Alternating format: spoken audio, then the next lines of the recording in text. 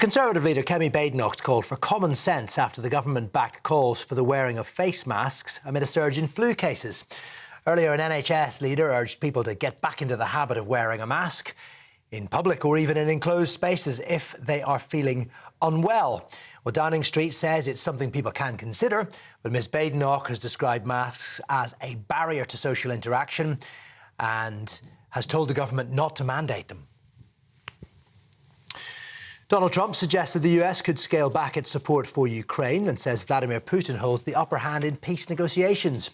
In an interview with Politico, the US president said weak and decaying European countries had failed to take action and end the war and claimed it is destroying itself, Europe he means, through immigration.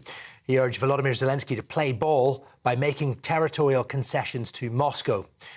Well, Downing Street rejected his claims, saying Europe's failed to act, claims that Europe had failed to act, citing the UK's leadership on sanctions and its efforts to assemble an international coalition of the willing. It follows a meeting of a number of leaders, including the French president and the German chancellor, along with Volodymyr Zelensky in Downing Street yesterday. Those are your headlines. I'll be back with more at 8.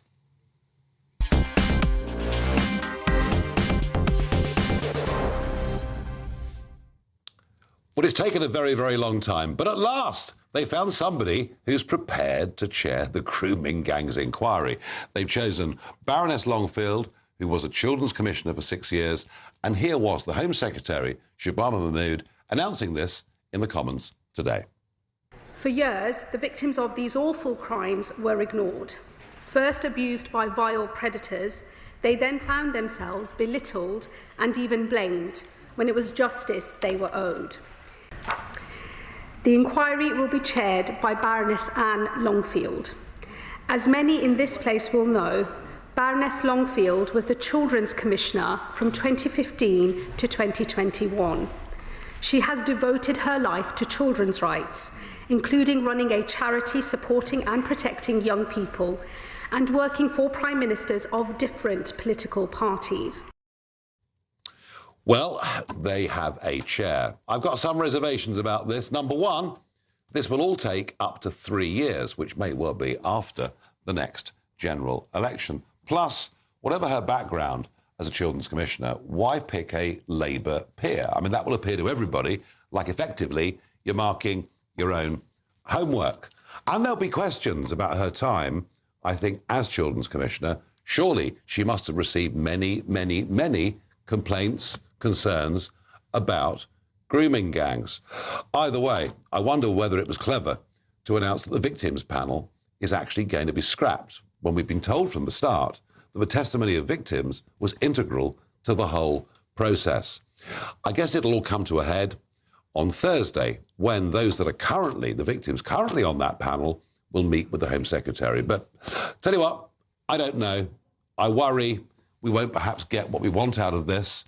Let me ask you, is this good enough? Tweet #Farage on GB News or email farage@gbnews.com. I'm joined in the studio by Joe Phillips, journalist and former press secretary to Paddy Ashdown, and Sir Ranald Jayawardena, former MP and minister.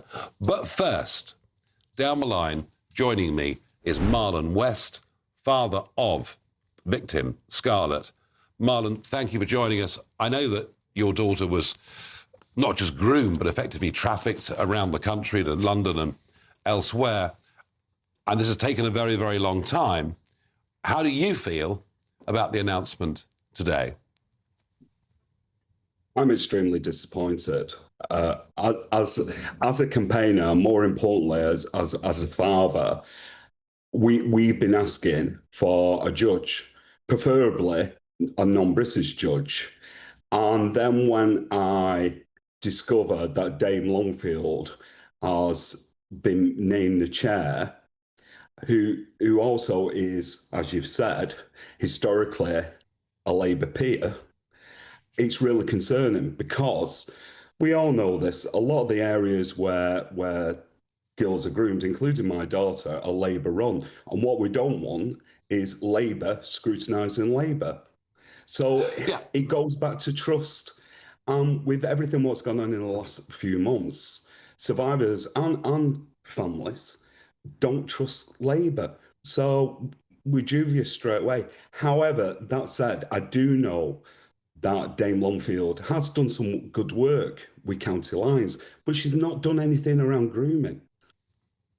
Yeah, I mean, that's my point, Marlon, you know, and I just wonder whether we're going to hear, you know, over the course of the next few months that when she was Children's Commissioner, lots and lots of complaints on this came in. Marlon, thank you for joining us, giving us your view. And Marlon there, I mean, quite objective. He wasn't fuming or angry, but as he says, you know, many of the areas in which the grooming took place, or child rape, should we call it what it is, for once, were Labour-run areas. Just doesn't look quite right with a Labour peer. Well, she's resigned her Labour whip. Yeah, but she was a Labour peer this morning. Yes, but, you know, she's resigned it now. Anne Cryer, Labour MP, was absolutely at the forefront of trying to get attention for this years and years back. She absolutely was. And funny enough, her son was on this show last week talking about that very issue. But does Longfield have any history in speaking out on this subject when she was Children's Commissioner? I think the problem is, Nigel, that you're never going to get anybody who is going to please all of the people involved. Sure. This recommendation of Anne Longfield has come from Louise Casey, who was tasked yet again, because she seems to be the only person who can make anything happen. In fact, I don't know why we don't just have Louise Casey as Prime Minister and be done with it. And so she recommended Anne Longfield, who, as we know, has got a very good and commendable background in children's issues and particularly children's services. She's also joined on that panel by Zoe Billingham, who was an inspector of prisons and fire and emergency services. So there's two really good, well-qualified women, recommended by Louise Casey, who I would personally trust, and I guess Keir Starmer does, as did his predecessors in your government, Ranil. I think we have to wait and see. I think, you know, as I say, you're never going to please all the people. The victims will want this. The other people will want that. We've heard this figure 3 years. Let's hope it only lasts 3 years. You know, it was only last week, Nigel, we got another Hillsborough result, which told us nothing that we didn't know already. I think the problem with waiting and seeing is that we've waited an awful long time already. I haven't got much confidence in this, have you? No, I don't either. And, you know, with inquiries like this, it's got to have the confidence of the people who have been wronged.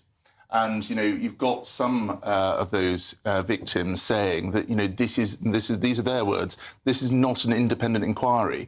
How can it be independent of the government when the person chairing it is a former Labour government member? And, you know, the truth is that she's not just been a peer for, you know, the last year. She's also, whilst she was Children's Commissioner, actively campaigned against the Conservative government at the time. She's been partisan for years, and she's been campaigning most recently on things like scrapping the two-child benefit cap, rather than using her platform in the House of Lords to get justice for those who have been wronged. So I don't think the priorities she's set out, or indeed her track record, is very good.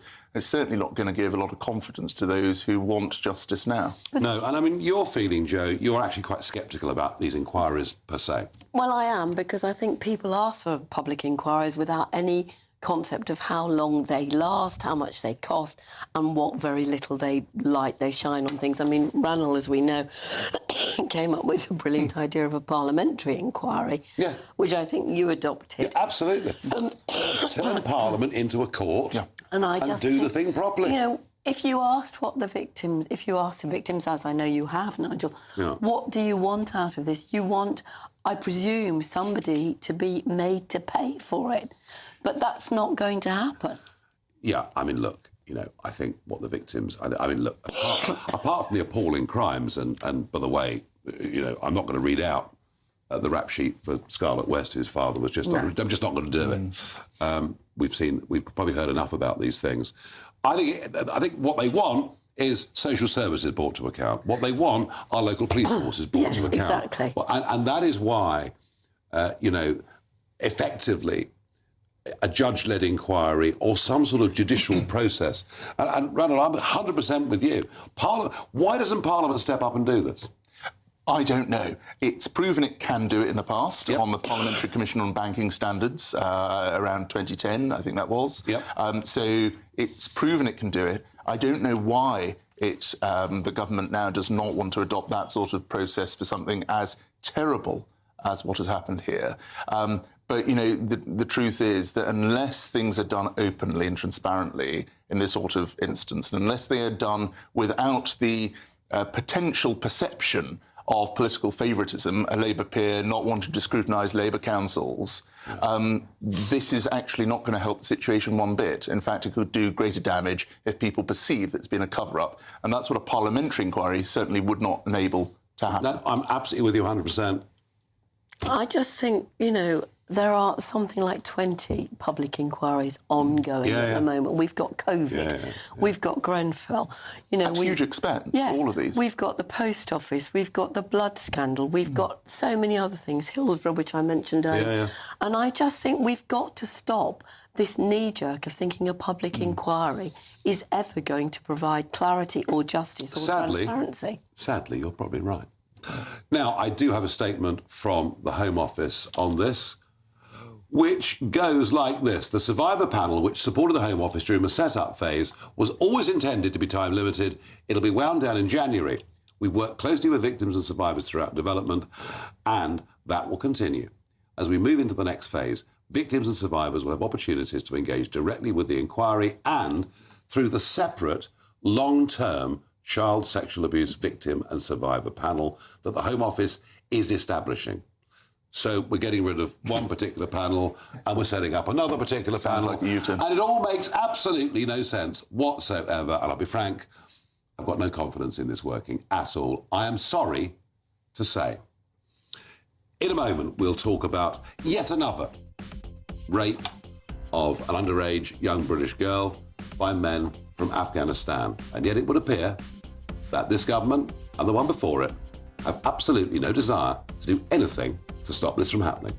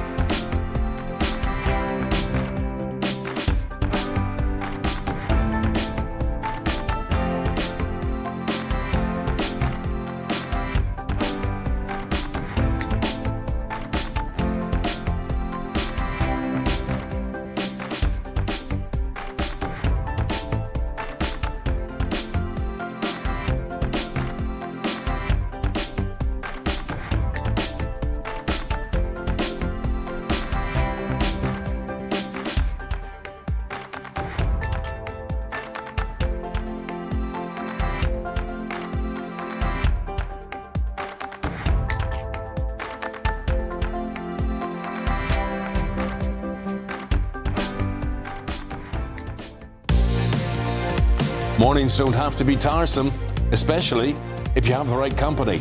Wake up to news as it happens, opinion and debate, and of course, a little bit of entertainment too. Because when the kettle's on, we're on. That's Breakfast on GB News, a show worth waking up for. Every morning from 6 a.m. Only on the People's Channel, Britain's news channel. We'll spread the news, you spread the word. From the school run to the home run, watch a new show for all of Britain. He can say whatever he wants. A straight talking show where all voices are heard. And, you know, when are we going to stop talking about smashing the gangs and actually do it? With the stories that matter from every part of our country. There's a bit of a crash landing there for your Chancellor. Bold, fearless and standing up for you. That's me, Martin Daubney, 3 p.m. till 6 p.m, weekdays, here only on GB News. The People's Channel, Britain's news channel. Westminster's full of talk, but out here, it's the real world. Am I allowed to talk now? No, that's it. This is where it matters, real people and real lives. That's what politics is all about. The fact is Trump made a good start, no. Straight answers, no spin, and just a couple of pints. How many fingers have I got up? About 10. So join me for Lee Anderson's Real World every Friday at 7 p.m. only on GB News. The People's Channel, Britain's news channel.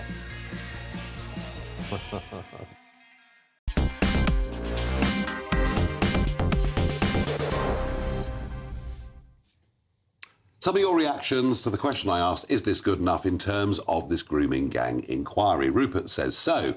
Another Labour stitch-up. We need a foreign judge from a Commonwealth country. Well, kind of Marlon, the father that was on earlier on, was saying a sort of independent sort of umpire would be a good idea.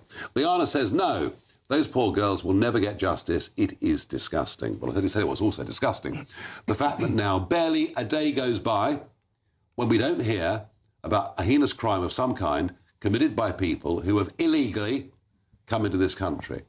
Now, these two young men you can see on your screens now arrived here on a boat.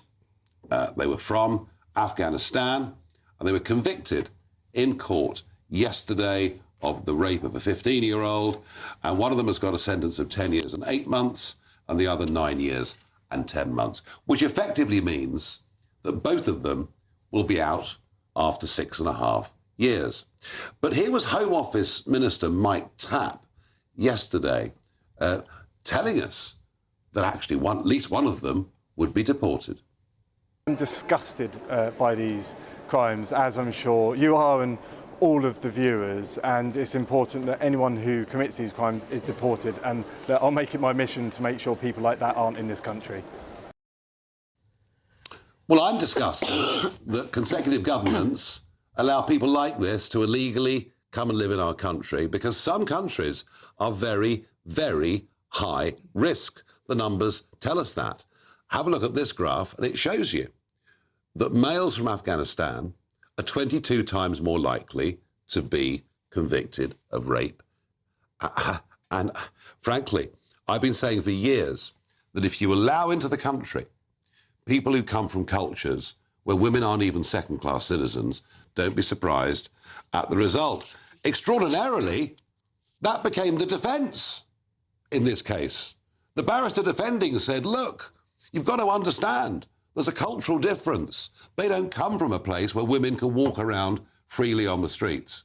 Well, frankly, when my attack line becomes their defence, something is very, very wrong. But the thing that really annoys me is Mike Tapp says at least one of these guys will be deported as soon as they've served their sentence. But it's just not true, because we don't deport anyone to Afghanistan because it's a dangerous country and they're protected, are they not, Joe Phillips, by the ECHR? My understanding is that they will be deported. I mean, I think... Where to? Back to Afghanistan. We don't deport people there. Well, then they will maybe be... He said, I'll make it my mission. Yeah, well, let's hope. Well, but if we don't leave the ECHR, it ain't going to happen. Well, they're not, they're here.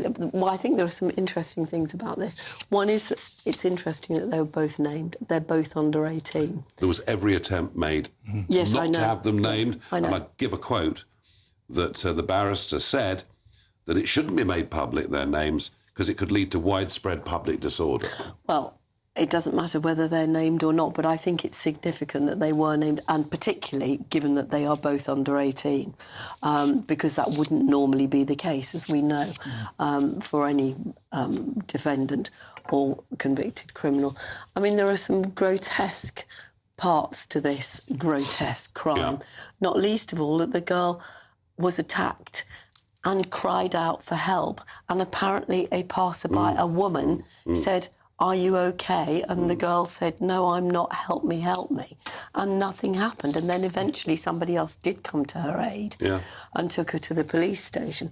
I mean, the other thing that I think is quite significant, Nigel, is that this has been dealt with extremely quickly. And we talk very often on this programme about the clog-up in the court system and many people waiting for very serious rape and other sexual offences to come to court. This only happened months ago, and it's been dealt with very quickly. So I think that is a good thing. Well, that's a good thing, but the fact... I mean, of course, it should never have happened. But these people should not be walking our streets at all, Ranald. Correct. At all. Correct. They shouldn't be here. Absolutely. And, you know, this sense that Britain's had enough really is, I think, brought to the fore here. That, you know, it is just wrong that people who've come here illegally, who could have already been deported for coming here illegally, as we know, because that is already the law. People who've come here illegally then commit crimes against people who are going about their daily lives. You know, reading the story about what happened here is just awful. The fact that then barristers try and say that, oh, well, they should be able to get off because they didn't understand what they were doing, when clearly they did. And now that they might not be deported, it is just shocking. And this is exactly why we've got to be much tougher, not only on illegal migration, not only on making sure that the boats are stopped, but also on making sure deportations can take place. And that's why Kemi, as you know, has concluded we must leave the European Convention on Human Rights because it will not otherwise be possible for us to do these things. It didn't take you very long to work that out, did it? You know, better late than never. Better late than never, right? Funny enough, one of the barristers defending one of these young men suggested when he comes out of prison, he might be able to make a life for himself in this country. Well, we just don't want these people. I think this defence is so appalling because it is an insult to every decent person who comes here, who is actually trying to do the right thing. And, you know, once you start getting into this cycle of saying every Afghan male is a rapist, you might as well say, because of Wayne Cousin and David Carrick, every police officer because is the stats a rapist. Because the stats don't back it up. The stats these stats are perfectly clear that there are countries from which young men come where the risks are multiple times higher. And that, by the way, it's not a racial comment, but it is a cultural comment. Yes, but this whole thing about saying, oh, it's a cultural difference is just... It's just a red herring as a defence. It's an absolute... OK, fine, but it is actually a very good reason. We shouldn't allow them to come. Well, you can allow people to come from many different cultures. We do. Lots of people have different cultures. Well, perhaps we should be stricter. But we need to be stricter, for sure, and we all agree on that. We need to be stricter about people who are coming here illegally. These sexual assaults, Jo, are being caused by Conservative and Labour governments not having the guts to deal with this. No, absolutely. The government's guilty. Yeah. This government and the previous one. They are. And the one before that as well. But I think the figures, you know, it is very clear, and I know there are many, many variations of how to get the figures on nationality relating to criminality. And, you know, there are people who'll say, oh, you know, there is a higher proportion, but there are also a higher proportion of younger people who are in that cohort.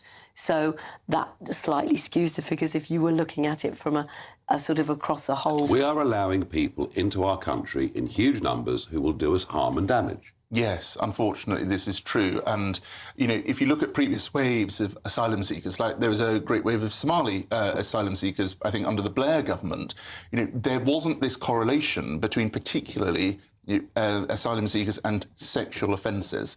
And that's deeply concerning. And, you know, it's a nationality issue that we need to get ahead of. And we need to be clear that if there are particular individuals, we are going to be really draconian and tough.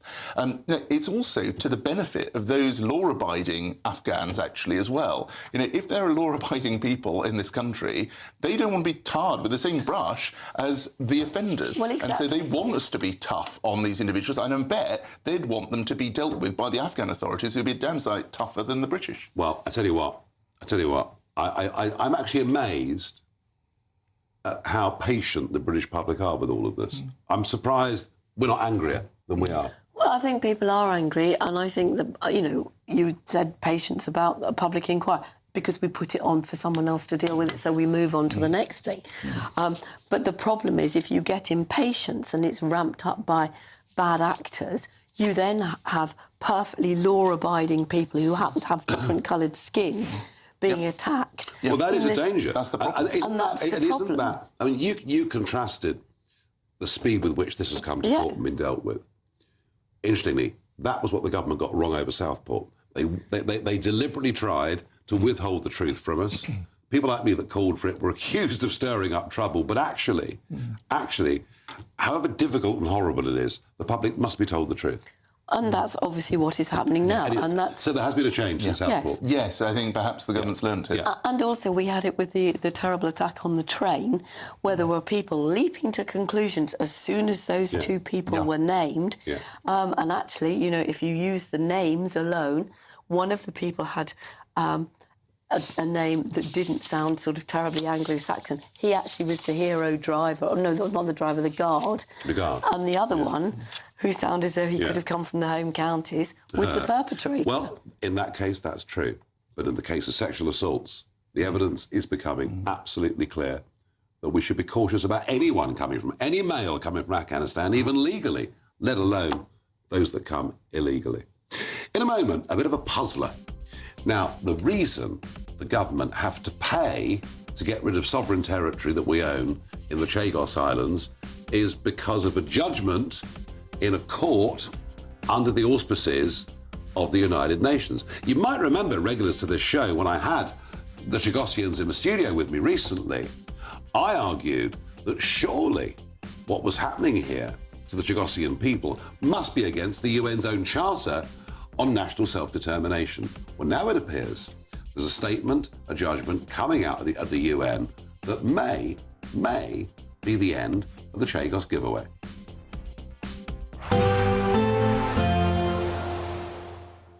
Can't wait to get in that sea. Lovely and warm. Just like the feeling of having great travel insurance. All Clear Travel Insurance sponsors GB News Travel Destinations Forecast. It's not just the UK seeing some unsettled weather at the moment. It's also been unsettled for much of the week in Cyprus. That continues into Wednesday. And the trailing weather front from Storm Bram brings thicker cloud and some showery rain into the Canary Islands, as well as much of Iberia. This is a slow-moving weather front, so thicker cloud and some outbreaks of showery rain for much of Spain through Wednesday into Thursday. A lot of fine weather through central parts of the Med, particularly Italy, and above average temperatures for the time of year. Plenty of sunny spells. All Clear Travel Insurance sponsors GB News Travel Destinations Forecast. Good evening. Welcome to your latest weather update from the Met Office here on GB News. Although the storm will be clearing slowly overnight, we're still likely to see further problems from the strength of the wind across parts of Scotland in particular, where we have Met Office warnings in place. There is Storm Bram. It's going to kind of hang around as it drifts to the north of Scotland. Look at those isobars really squeezing together. The winds at the moment probably reaching their peak across parts of western Scotland. Gusts of 70, 80 miles an hour.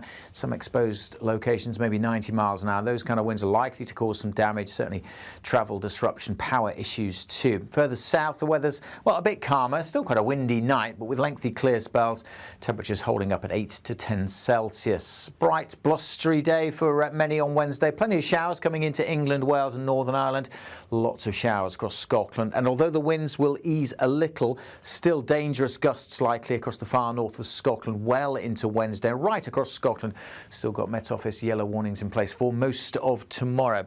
For Northern Ireland, again, not as windy as this afternoon, but still pretty blustery with quite a few showers coming in. For England and Wales, the showers will be zipping through on a brisk wind, and there will be some decent spells of sunshine here. But as I said, still got Met Office warnings in place across a good part of Scotland for most of the day because of those winds. They could still be up to 70, perhaps 80 miles an hour in exposed parts of the north and the west. Plenty of showers moving through also. The showers further south should tend to ease away. Quite a bit of afternoon sunshine. Temperatures still above average for the time of year, but not as mild as it is out there today. For Thursday, the weather continues to calm down somewhat. Still quite windy around western coast, and there will be this weather front bringing further rain to Northern Ireland and western Scotland. But much of England and Wales looking dry on Thursday, albeit with fairly cloudy skies. And again, still relatively mild with temperatures for most in double figures. Do keep up to date with those Met Office weather warnings on the Met Office website. You want to know what's really going on in the corridors of power? Labour don't know what to do with you half the time, and that makes you quite lethal in the chamber. Get behind the headlines with Chopper's Political Podcast. Join me, Christopher Hope, as I sit down with the great and the good of British politics. We'll see where this ruling takes us. These are the stories shaping our nation. Chopper's Political Podcast, available now on all platforms. Listen in and stay ahead. Decisions made in Washington aren't just shaping America, they're shaping Britain too. From migration to global security, from crime to health. Whatever happens in the White House today will be felt in your town or city tomorrow. That's why The Late Show is live from Washington, D.C. Cutting through the politics to show you what it all means for Britain. The Late Show live every night at midnight. Only on GB News, Britain's news channel.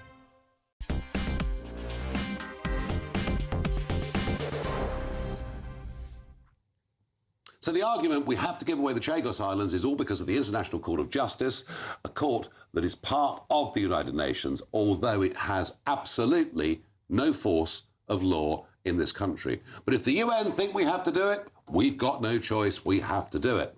Well, as you know, many in Parliament and on this channel have been arguing for the rights of the poor old Chagosians. They have been treated terribly by this country for over 50 years. Well, now the UN Committee on the Elimination of Racial Discrimination has said that they think this is all absolutely wrong because it prevents the return of the Chagosian people to their ancestral lands. Now, Diego Garcia is the more difficult bit because, of course, there is the big American military base there.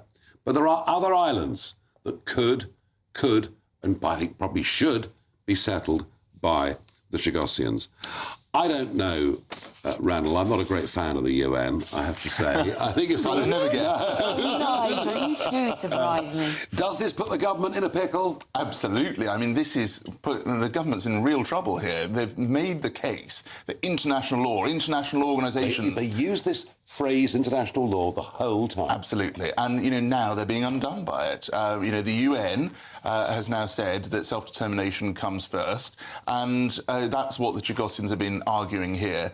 This is all by the by for the fact that we are paying Mauritius for the privilege of giving away sovereign territory, which they were already paid for many, many years ago, and they themselves have treated the Chagosians terribly poorly as well, which is why many Chagosians left there to come to the United Kingdom in the first place. So the government's in a real tricky place here, and given all of the economic headwinds that Rachel Reeves says she's found herself with, why are we paying all this money when that money could be put to good use at home? I mean, the Chagos deal's the worst deal in history, isn't it? It started under your government, right? No. David Cameron closed it down and said no more negotiation. After you'd gone through several rounds of negotiation. There were some discussions, James Cleverly, when he was Foreign Secretary, there were some discussions under Cleverly, I agree. Yeah. Cameron closed it down and said no more. Unfortunately, David Lammy picked it back up. Why did you even start the negotiations? That I don't know, well above my pay grade, but I have to say I told James Cleverly, what on earth is this about when I saw him, and he said, no, we are not going to do this. Cameron proved that and said, no, this is over. Well, David Lammy opened it unnecessarily. Can the Chagosians take any great sort of faith from this or well, they might get a glimmer of hope. I mean, every time they come in here, they seem to have a glimmer of hope. I know. Which they put to music very well. I know. When I first read this story, I thought, hang on a minute. And for all the reasons you've just said, I thought it was because of the UN in the first place. Now it's another UN committee saying this.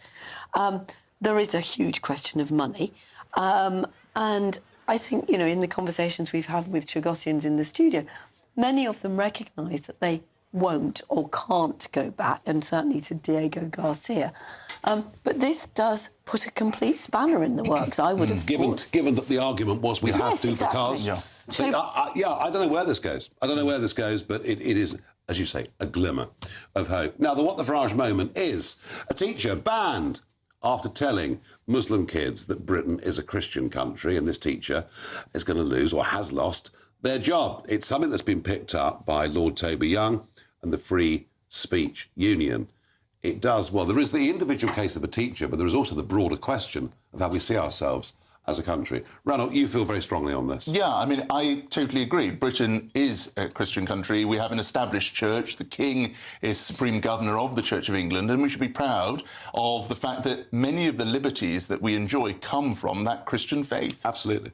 Well, I mean, to be honest, Judeo-Christian culture underpins everything that the West is fundamentally about and always has. Jo, you were slightly sceptical about this story. Well, only because it's reported in the Telegraph, and only because we've only got one side of the story, which is, you know, the Telegraph side, which has been fed to them by Toby Young. Now, doesn't mean it's not true. It doesn't mean it's not true, but it's pretty shoddy journalism if you don't put the other side of it. And as far as I could see, there was nothing from the school or... That aside, the broader question. The broader question... Is Britain still a Christian country? Broadly, but only in a rather insipid Church of England way. I mean, we probably think we are broadly Christian, but how many of us actually go to church or actually are practising Christian? So, you know, and I remember you ran on this very programme not very long ago pointing out that the Human Rights Act protects us as well as Christians, if that is how we want to be protected. How does a country with an established church and a monarch at the head of it need protection by human rights and Christianity? Well, so I think the point that Joe's making, the point I've made before is, you know, there could be oppression of Christians in this country, as there is in many other countries. Nigeria is one example where much happens, and it's right that the law protects us. It doesn't have to be in the European Convention on Human Rights. It doesn't have to be in the Human Rights Act, but it is good to make clear that there will be no dealings against a Christian faith, or indeed people being able to practice their faith so long as it doesn't come into conflict with one another. Well, I have to say that I think there is a younger generation who are beginning to rediscover Christianity. There are signs of that going on. They want a more full-throated Anglicanism than the many churches. The Church of England is a complete disaster at every level. Well, it's just, you know, it's nice, isn't it? It's nice and cuddly. The Book of Common Prayer. More young people love going to the services where there is proper liturgy from the Book of Common Prayer than the modern happy clappy that sometimes people go to. Yes, I know, but you know, and we should be proud of this. It's fine, and people should be able to practice as much as they want to, you know, privately or in church or wherever, or with other people. But I think for us to sort of, and I'm sure there are an awful lot of angry people watching tonight saying, yes, we're a Christian country, ask themselves, when was the last time you went to a church? Well, when was the last time? I think what matters are Christian values. And I think there's been a lack of defence of Christian values from successive governments and from non-governmental organisations and segments of the media. But we've been debating this all day here on GB News. We're running the poll. You decide poll. Is Britain a Christian country? So you can scan your QR code there on the right of the screen, get your answers in, and Jacob Rees-Mogg will, after this programme, announce the results. In a moment, well, we all want to protect minorities, don't we? But not if they come from the countryside. Oh, no, no, no, no, no. We're going to wage a war on those in the countryside, and if people want to have shotguns, we're going to make their lives an absolute misery. In a moment, we debate what is happening in rural Britain. No matter the state it's in, this is our nation. Join me, Jacob Rees-Mogg, for a genuine, honest discussion on where we have been, where we are going, and where we are with the people who set the direction. Tune in to State of the Nation every Monday to Thursday, 8 to 9 o'clock. Only on GB News. Bold. They are under no illusion. Ray. Are you a human trafficker? Boundless. I've had enough of the nonsense, and I'm not afraid to say it. Don't get this on the BBC. Every weeknight, I tear through the headlines. The smell of gasoline. Should we be worried about it? From Westminster madness to cultural war chaos. What I'm going to do now, they are throwing things out the car as we speak. Get ready, Britain. Here we go. Patrick Christie's tonight, weeknights from 9 p.m, only on GB News, Britain's news channel. Hi, I'm Michelle Dewberry, and my show is your opportunity to cut through all the noise and dive in headfirst to some robust debates. Ideas clash. Situation, isn't it? Because the failure is... You're deliberately avoiding my point. Nothing's held back. And if you think this is the end of it, wait for more. And we do not shy away from the difficult stuff. Sometimes I want to shake people and say, if only you understood. So join me on Jubes & Co. weeknights at 6 p.m, only on GB News, Britain's news channel. Mornings don't have to be tiresome, especially if you have the right company. Wake up to news as it happens, opinion and debate, and of course, a little bit of entertainment too. Because when the kettle's on, we're on. That's Breakfast on GB News, a show worth waking up for. Every morning from 6 a.m. Only on the People's Channel, Britain's news channel. We'll spread the news, you spread the word. From the school run to the home run, watch a new show for all of Britain. He can say whatever he wants. A straight-talking show where all voices are heard. And, you know, when are we going to stop talking about smashing the gangs and actually do it? With the stories that matter from every part of our country. There's a bit of a crash landing there for your Chancellor. Bold, fearless and standing up for you. That's me, Martin Daubney, 3 p.m. till 6 p.m, weekdays, here only on GB News. The People's Channel, Britain's news channel. Britain was once the envy of the world. But look around. A nation that no longer knows what it is or where it's going. A country that's broken. How do we fix Britain? How do we bring it back? Friday night with Matt Goodwin at 8 p.m, only on GB News. Britain deserves a newsroom that puts the facts and your voice first. Well, and that's what you get on GB News. Lively debates, lively conversation. And we're not afraid to hold power to account. And each other. So join me, Andrew Pearce. And me, Miriam Cates, for Britain's Newsroom, weekdays from 9:30 on GB News.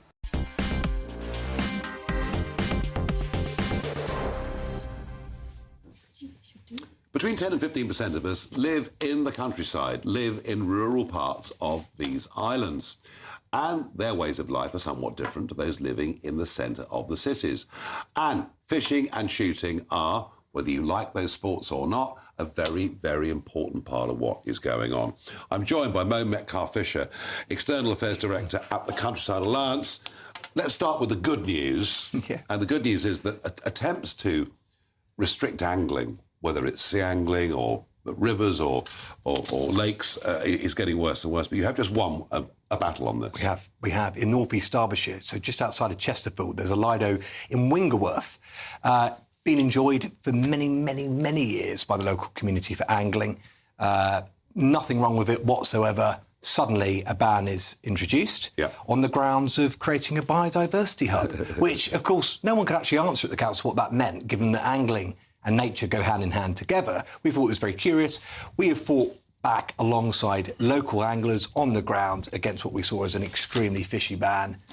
We have been met for the last few months with nothing but resistance from the council, officers sort of trying to come up with new ways to throw anglers under the bus, claiming that the complaints were being made about antisocial behaviour when we did a Freedom of Information Act request. That was a complete and utter load of nonsense. So you've overturned that one, that's good. But the bigger concern is shooting. Now, most of you watching this programme at home probably won't have a shotgun, but there are very good reasons to have a shotgun. Tell us what they are.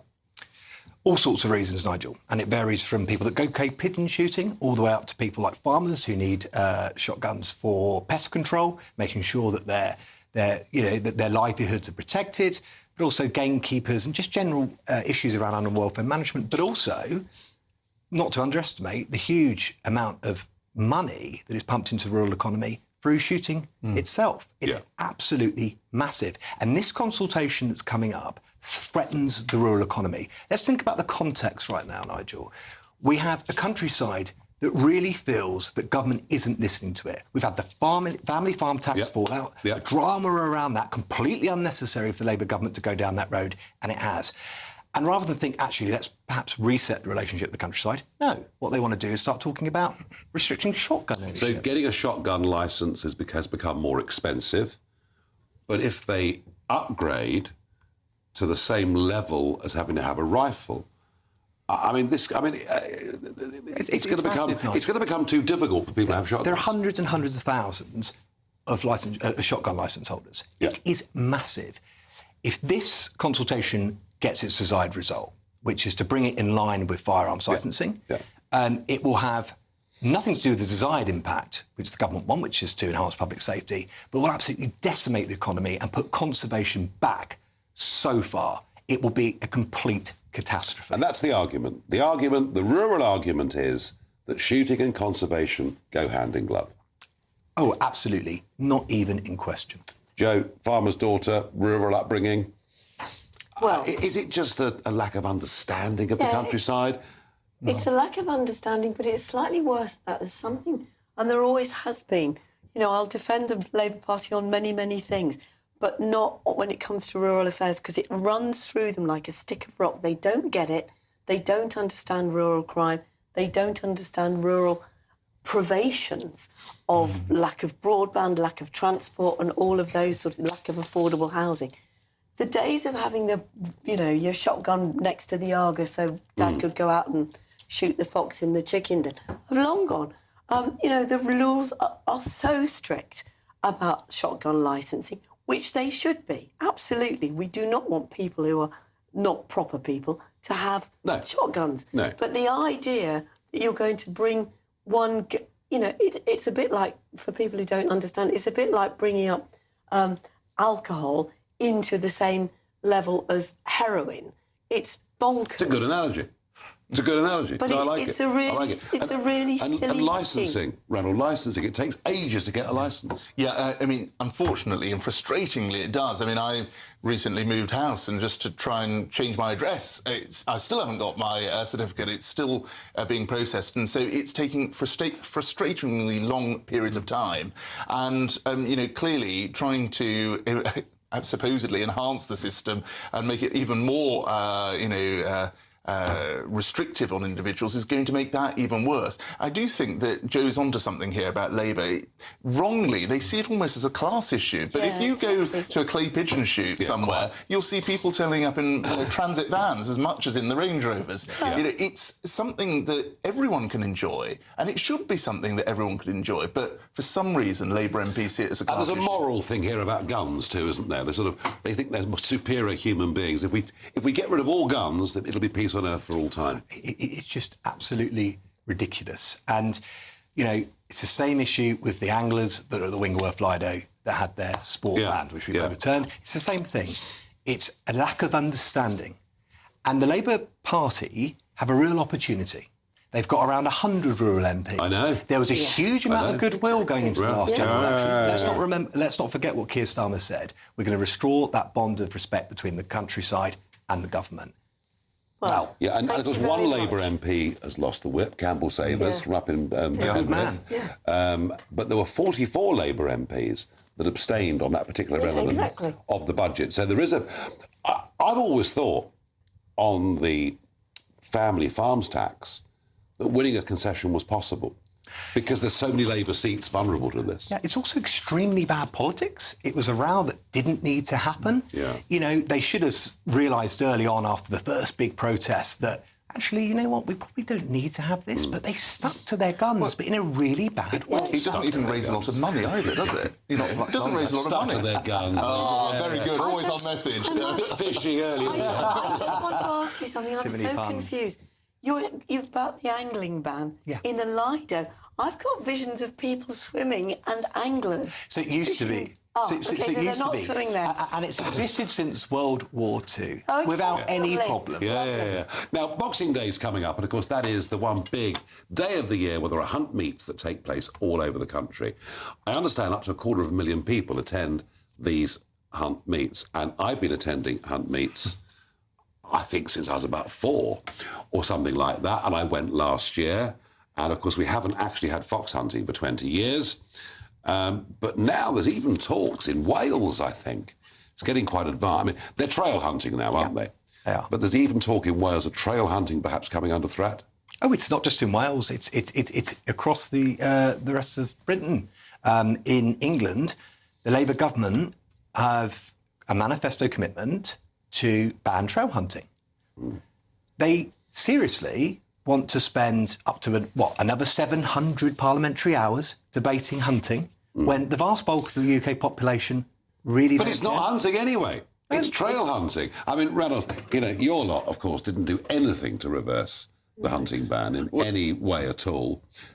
Well, so, look, Theresa May did say she'd have a free vote on it, but as actually Mo says, it would involve a lot of parliamentary time, and there are a lot of other pressing priorities facing this country. For Labour right now to say, supposed black hole economically, but whilst paying loads of money to Chagos, saying that there's so many domestic challenges that they're trying to overcome, that they've got great missions that they want to achieve, and yet to say that we're going to spend supposedly 700 hours of time on trail hunting. I mean, it's just ridiculous. Would you go to a Boxing Day hunting? I've never been. I've got no objection to going.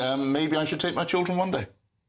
I'm sure you've been, Jay. I'm not in favour of hunting, I have to say, No. nor was my dad as a farmer. Right, so you've never attended? I have been and watched as a child, but I have been beating on Boxing Day, which is a very nice way to spend There you it, are. I have to Well, what a rural get-together. Who needs the archers, eh?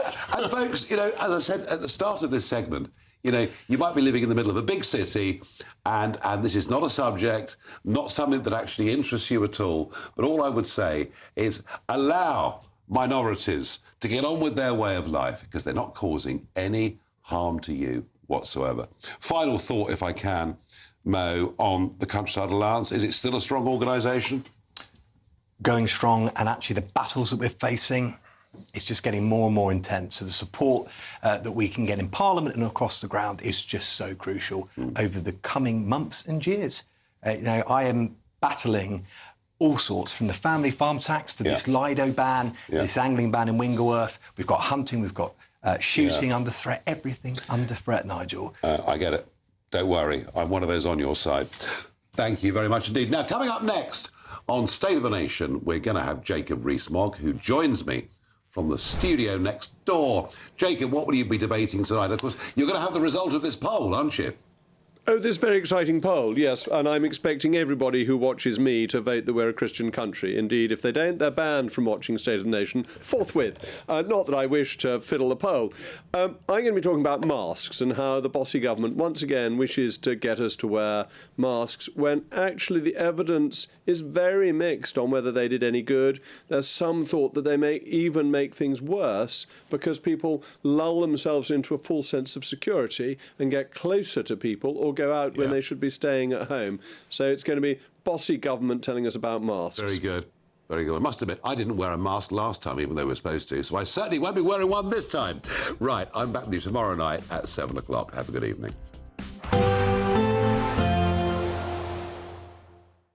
Expect warm spells with the odd rude interruption.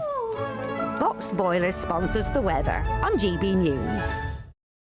Good evening. Welcome to your latest weather update from the Met Office here on GB News. Although the storm will be clearing slowly overnight, we're still likely to see further problems from the strength of the wind across parts of Scotland in particular, where we have Met Office warnings in place. There is Storm Bram. It's going to kind of hang around as it drifts to the north of Scotland. Look at those isobars really squeezing together. The winds at the moment probably reaching their peak across parts of western Scotland. Gusts of 70, 80 miles an hour.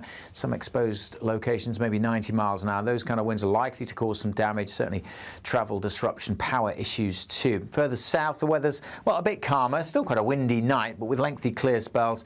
Temperatures holding up at 8 to 10 Celsius. Bright, blustery day for many on Wednesday. Plenty of showers coming into England, Wales and Northern Ireland. Lots of showers across Scotland. And although the winds will ease a little, still dangerous gusts likely across the far north of Scotland well into Wednesday. Right across Scotland, still got Met Office yellow warnings in place for most of tomorrow. For Northern Ireland, again, not as windy as this afternoon, but still pretty blustery with quite a few showers coming in. For England and Wales, the showers will be zipping through on a brisk wind, and there will be some decent spells of sunshine here. But as I said, still got Met Office warnings in place across a good part of Scotland for most of the day because of those winds.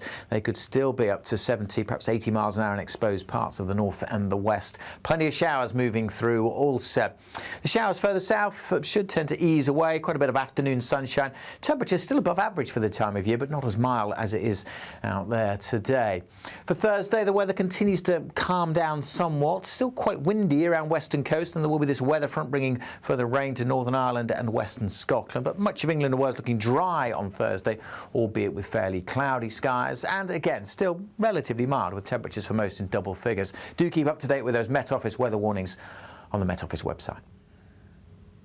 Expect warm spells with the odd rude interruption.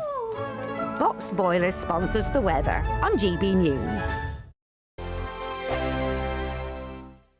We want to make the new year your best year yet, with a chance to win our greatest cash prize to date. A simply stunning £85,000 in tax-free cash could be yours. Treat the family to that bucket list holiday you've always fancied. Get your dream car you've always wanted. Or just relax, safe in the knowledge that the coming year is on us. For another chance to win £85,000 cash, text cash to 63225. One entry costs £2.50 plus one standard network rate message. Or text bonus to 63225. 5 entries cost £5 plus one standard network rate message. Go to gbnews.com/win. Entries start at £2.50. Call 0903 686 3232. Calls cost £2.50 plus your network access charge. Or post your name and number to GB18 PO Box 8690 Derby DE1 9TT. UK only. Entrance must be 18 or over. Lines close at 4 p.m. on the 30th of January. Please check the closing time if listening or watching on demand. Good luck.